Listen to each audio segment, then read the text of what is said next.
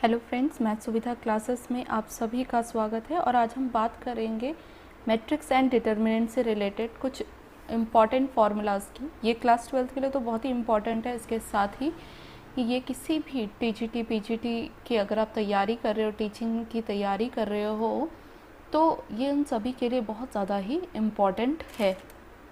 अब हम सबसे पहले बात करते हैं मैट्रिक्स से रिलेटेड फार्मूलाज की, कि अगर आपको किसी भी मैट्रिक्स का ऑर्डर निकालना हो तो order of any matrix A is equals to m cross n होगा। तो ये डेफिनेटली आप ये चीज़ क्लियर कर ले कि एम इंटू एन नहीं कहा, एम क्रॉस एन या फिर एम बाई एन इसको पढ़ते हैं। इफ़ एम की वैल्यू अगर 1 है, एन की वैल्यू 2 है, तो आप ऑर्डर लिखेंगे 1 क्रॉस 2 या 1 बाई 2 बाय पढ़ते हैं, या फिर आप क्रॉस पढ़ो या बाय पढ़ो। ठीक है, 1 cross 2 does not equals to 2, तो क्योंकि पहला आपको नंबर ऑफ रोज को दिखाता है और दूसरा नंबर ऑफ कॉलम्स को दिखाता है। सेकेंडली अगर बात करें हम कॉलम मैट्रिक्स क्या होगा जब कॉलम की वैल्यू 1 हो। फिर से बता देती हूँ, ये m डिनोट करता है नंबर ऑफ रोज को और n नंबर ऑफ कॉलम्स को। तो कॉलम मैट्रिक्स में 1 कॉलम होता है और रोज कितनी भी हो सकती है। उसी तरीके से रो मैट्रिक्स में एक रो होगी और कॉलम्स कितने भी हो सकते हैं। स्क्वायर मैट्रिक्स में जब m equals to n, that means number of rows equals to number of columns हो। डायगोनल मैट्रिक्स किसे कहते हैं? डायगोनल मैट्रिक्स अगर जिस मैट्रिक्स में केवल डायगोनल के एलिमेंट हो और बाकी सारे एलिमेंट्स जीरो हो। डायगोनल के एलिमेंट होंगे a11 a22, इसका मतलब जब i इक्वल्स टू j हो वही एलिमेंट्स हो और बाकी रेस्ट सारे ज़ीरो हों। जैसे यहाँ लिखा है a i j equals to zero when i does not equals to जे।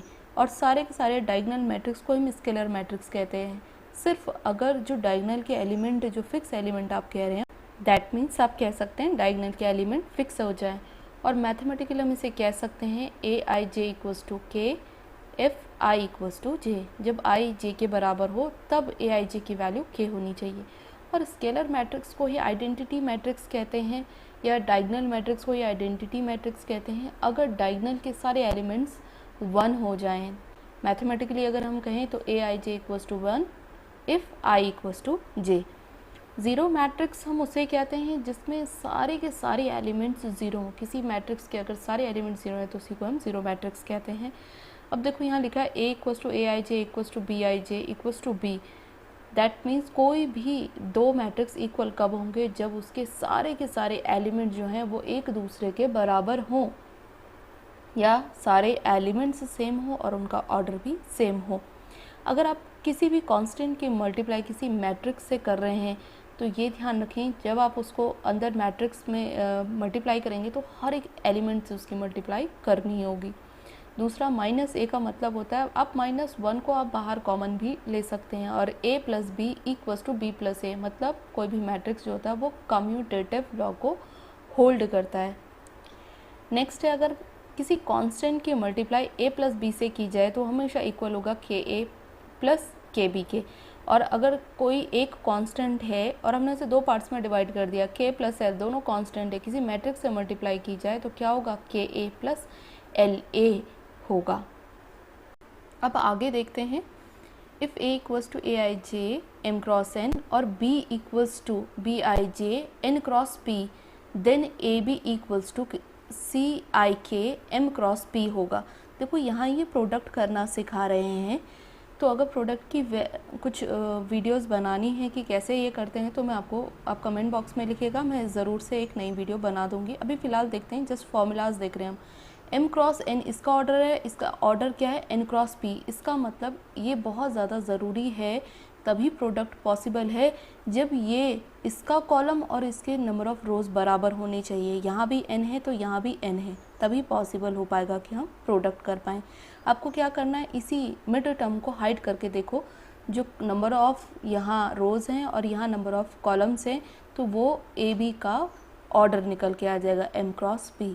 ठीक है, अब ये जो सी आई के जो इनका टर्म आया है वो क्या होता है? Summation of a i j into b i b j k का समेशन होता है। ठीक है, अब देखो नेक्स्ट है आपके पास ट्रांसपोज। ट्रांसपोज क्या है? ट्रांसपोज होता है कि जब आप किसी भी मैट्रिक्स के रो और कॉलम को इंटरचेंज कर देते हैं। इसको ए डैश या फिर ए की पावर टी लिख सकते हैं, आप देख रहे होंगे यहाँ ए आई जे है तो यहाँ जे आई है, इसका मतलब केवल रोज़ और कॉलम्स का इंटरचेंज है। इसी की प्रॉपर्टीज़ है कि ए डैश का होल डैश हमेशा ए के बराबर होता है, के ए का होल डैश के ए डैश के बराबर होता है। इससे क्या पता चलता है कि कांस्टेंट पे डैश का कोई फ़र्क नहीं पड़ता। ए प्लस बी का whole dash A dash plus B dash के बराबर होता है। ए बी का होल डैश थोड़ा चेंज है, इसमें क्या होगा कि जो सेकंड मैट्रिक्स है वो पहले आ जाएगा, उसका ट्रांसपोज पहले, और ए डैश मतलब बी डैश ए डैश होगा। सिमेट्रिक मैट्रिक्स हम किसे कहते हैं? जब A dash equals to A हो।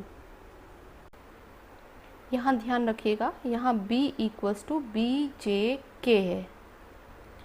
अब देखिए A is a skew symmetric matrix. कोई भी मैट्रिक्स स्क्यू सिमेट्रिक मैट्रिक्स कब होगा? जब उसका ट्रांसपोज इक्वल होगा माइनस ए के, that means a dash equals to minus a हो।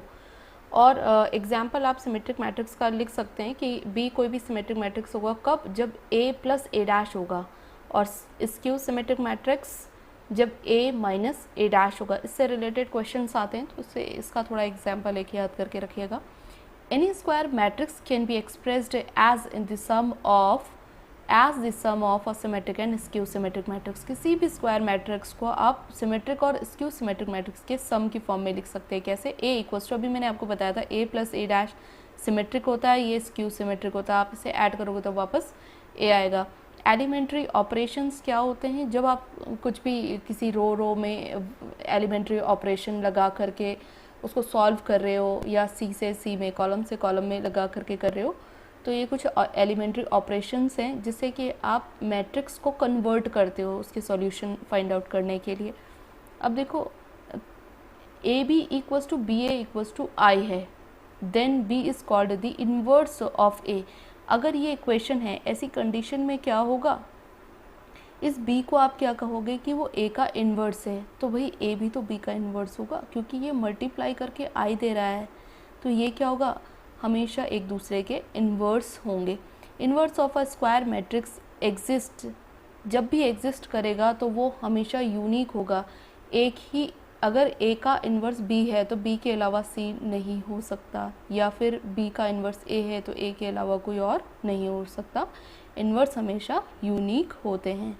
इस बात करते हैं A इन्वर्स फाइंड करने के लिए इक्वेशन हम यूज़ करते हैं A इज इक्वल्स टू आई ए। तो देखो हम इसमें करते क्या हैं, A को कन्वर्ट करते जाते हैं किसकी फॉर्म में? I की फॉर्म में। जो ऑपरेशन आप A में लगाते हो वही ऑपरेशन I में भी लगाने, सिर्फ इन दो में ऑपरेशंस लगाने। जब ये A पूरी तरीके से I बन जाता है तो I भी तो कुछ कन्वर्ट होगा, जो भी वो I की उस कन्वर्ट I की जो वैल्यू होगी उसी को हम A इन्वर्स कहते हैं। नेक्स्ट है हर्मिशियन मैट्रिक्स। हर्मिशियन मैट्रिक्स मतलब किसी भी मैट्रिक्स का अगर आप कॉन्जुगेट निकाल रहे हो और वो उस मैट्रिक्स के इक्वल आता है तो उसे हम हर्मिशियन मैट्रिक्स कहते हैं। आइडम्पोटेंट किसे कहते हैं? अगर आप A का स्क्वायर निकाल रहे हो, इसका मतलब A की मल्टीप्लाई A से कर रहे हो और वो वापस A आ रहा है, तो उसे हम आइडम्पोटेंट कहते हैं। इन्वोलेटरी मैट्रिक्स हम किसे कहते हैं? जब A square is equals to I आ जाए। यहाँ पे A square is equals to A आया था, अब A स्क्वायर इक्वल्स टू अगर आई आ जाए तो उसे इन्वोल्यूटरी मैट्रिक्स कहते हैं। निलपोटेंट कहते हैं हम A की पावर आप कितनी भी कर लो, स्क्वायर कर लो, क्यूब कर लो, कुछ भी कर लो, प्रोडक्ट करने पे अगर वो ज़ीरो आता है ना, अगर आप उसकी कितनी भी पावर करो और अगर वो ज़ीरो आ गया कहीं पे तो उसे हम निलपोटेंट कहते हैं। पीरियोडिक मैट्रिक्स हम किसे कहते हैं? A की पावर आप कितनी भी कर रहे हो, अगर वो वापस A आ रहा है, यहाँ बाउंडेशन है, स्क्वायर में A होगा तो उसे आइडम्पोटेंट कहेंगे। लेकिन n मतलब जितना इसका ऑर्डर है उसमें आपने +1 किया अगर, और फाइंड आउट कई वैल्यू, वो वापस A आया, तो उसी को हम क्या कहते हैं? पीरियोडिक मैट्रिक्स कहते हैं। यहाँ n क्या है? ऑर्डर है। किसी भी स्क्वायर मैट्रिक्स का ऑर्डर हम एक ही लेटर से दिखाते हैं। सपोज 3 क्रॉस 3 का मैट्रिक्स है तो हम सिंपल 3 कह सकते हैं कि ये इसका ऑर्डर क्या है? 3 है, या फिर हाँ 3 ऑर्डर का ये मैट्रिक्स है। तो यहाँ पे 3 + 1 मतलब आपको A की पावर 4 निकालनी पड़ेगी। अगर वो A आता है तो उसे हम पीरियोडिक मैट्रिक्स कहेंगे। नेक्स्ट बात करते हैं हम trace of a matrix. Very important topic. Trace of a matrix सबसे ज़्यादा इजी भी है। ट्रेस का मतलब क्या होता है कि जो भी आपके पास किसी भी मैट्रिक्स के अगर आप डायगोनल्स को ऐड करके लिखो, इसका मतलब सपोजिंगली ये कोई मैट्रिक्स है और इस मैट्रिक्स के ये जो डायगोनल्स हैं अगर आप इनको ऐड करके लिखो तो उसी को हम ट्रेस ऑफ अ मैट्रिक्स कहते हैं। ठीक है, जैसे कि यहाँ पे लिखा हुआ है देखो -1, 3 और 9 है, आप इन सबको ऐड करोगे तो कितना आएगा, 11 आएगा। तो यही ट्रेस ऑफ अ मैट्रिक्स है। अब देखो नेक्स्ट आता है इसकी क्या क्या प्रॉपर्टीज़ हैं। Trace of lambda A, lambda कोई कांस्टेंट है, कोई भी आप के लिखो, 1 2 3 लिखो, तो वो कितना होगा, आपको उस लैम्डा को बाहर निकालना होगा या कांस्टेंट को बाहर निकालना होगा। Trace of a, trace of a plus b हमेशा trace of a plus trace of b के बराबर होता है। Trace of a minus b equals to trace of a minus trace of b and trace of a b equals to trace of b a. इसका मतलब क्या होगा, देखो a b does not equals to b a, लेकिन उनका trace हमेशा बराबर होता है। ट्रेस क्या है, यहाँ पे सिर्फ उनके डायगोनल के एलिमेंट्स का सम है।